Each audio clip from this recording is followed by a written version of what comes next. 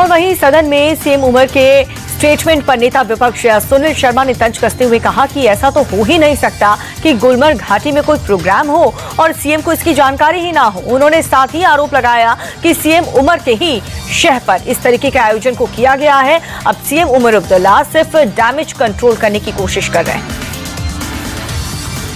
ऐसा हो ही नहीं सकता कि उमर अब्दुल्ला साहब को पता ना हो। उमर अब्दुल्ला साहब के नज़दीकी रिश्तेदारों का नीडूज होटल है, ऐसा माने तो उमर अब्दुल्ला साहब का ही होटल है, बहुत नज़दीकी रिश्तेदार है। जो इनकी किचन कैबिनेट है वो यही है, इन्हीं के रिश्तेदारों की है।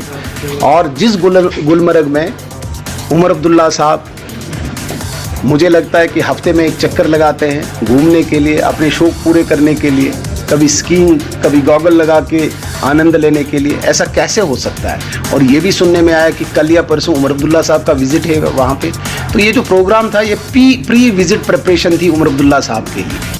इस बार होली के साथ जुमे की नमाज का क्लैश हो रहा है और इसी को लेकर के यूपी से बिहार तक सियासत हाई हो चुकी है। हाल ही में संभल के सीओ ने मुसलमानों से होली के दिन घर पर बैठ करके नमाज अदा करने की अपील की थी। अब यही मांग बिहार से भी उठ गई है। बीजेपी नेता हरिभूषण ठाकुर बचौल का कहना है कि इस बार मुसलमानों को बड़ा दिल दिखाना चाहिए। अब चूंकि बिहार चुनावी राज्य है, ऐसे में बचौल के बयान के कई सियासी मायने भी निकाले जा रहे हैं। देखिए, साल में 52 जुम्मा होता है और इस बार जुम्मे के दिन होली है। होली साल में एक बार होती है। रंग, त्योहार, उत्सव का ये पर्व है और रंग अगर लग जाता है तो लोग बुरा मान जाते हैं। तो बड़ा करेजा हो तो बाहर निकले, नहीं तो गंगा यमुना संस्कृति को बढ़ावा देने के लिए, भाईचारा को बढ़ावा देने के लिए उस दिन हिंदू बंधु को ही खेलने दें। बचौल के इस बयान पर नेता विपक्ष तेजस्वी यादव ने जमकर के नीतीश सरकार को घेरा है। उनका कहना है कि बिहार के सीएम नीतीश ऐसे बयानवीरों पर कोई एक्शन क्यों नहीं लेते। एनडीए की सरकार में ऐसे बयानों से मजहबी नफरत पैदा हो सकती है। तेजस्वी ने कहा कि इस बार बिहार की जनता बीजेपी के इसी नफरती एजेंडे को खुल करके एक्सपोज करने वाली है। कैसे इस तरह का बयान दे सकता है? और सरकार के मुख्यमंत्री कहाँ है? अचेत अवस्था में है। मुख्यमंत्री अचेत अवस्था में है। महिला जब अपने अधिकार सम्मान के लिए बात उठाती है तो महिलाओं को डांट देते हैं, अति पिछड़ा महिलाओं को डांट देते हैं, दलित महिलाओं को डांट देते हैं। है हिम्मत मुख्यमंत्री को बछौल को बुला करके डांटने की?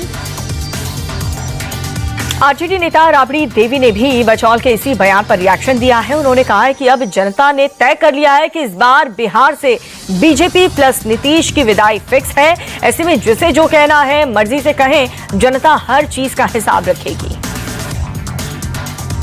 भाजपा के विधायक बिहार के जनता भगाएगा, भाजपा बिहार के जनता भगाएगा, देश से भी भगाएगा, बिहार से भी भगाएगा।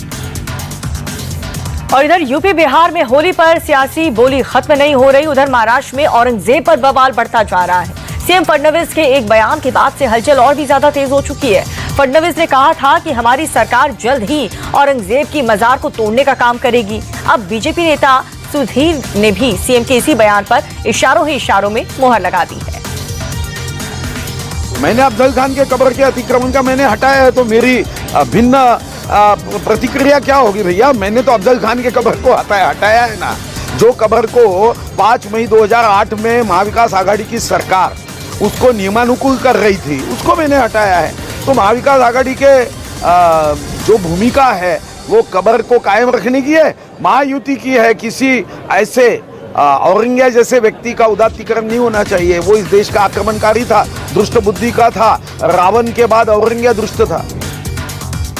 औरंगजेब की मजार टूटेगी या फिर नहीं, ये तो फिलहाल कंफर्म नहीं है, लेकिन इस मसले पर सियासी शोर तो खूब हो रहा है। अब शरद गुट के नेता जितेंद्र आव्हाड ने कहा है कि क्या महाराष्ट्र की सरकार के पास जनहित का कोई मुद्दा नहीं, जो हम सिर्फ औरंगजेब पर बहस कर रहे हैं। उन्होंने साफ शब्दों में नाराजगी जाहिर करते हुए आरोप लगाया है कि जब महायुति फंसती है तो मुगलों का नाम ही जपती है।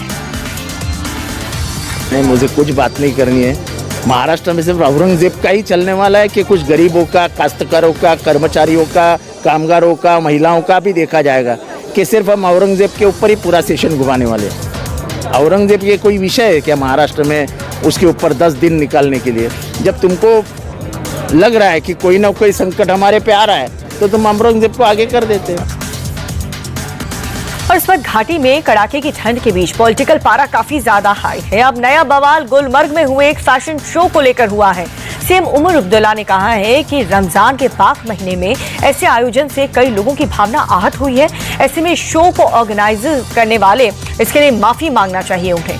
यहाँ पर उन्होंने ये भी क्लियर कर दिया है कि इस प्रोग्राम के लिए सरकार से कोई भी परमिशन पहले से नहीं ली गई थी। जिन लोगों ने उस फैशन शो को ऑर्गेनाइज किया था उन्होंने अपने अकल का इस्तेमाल नहीं किया। उन्होंने लोगों के जज्बात के बारे में नहीं सोचा। उन्होंने इस बारे में नहीं सोचा कि वो कहां तक कर रहे हैं और किस वक्त में कर रहे हैं। कुछ लोगों ने ये कहा कि रमजान के पाक महीने में ये नहीं होना चाहिए था।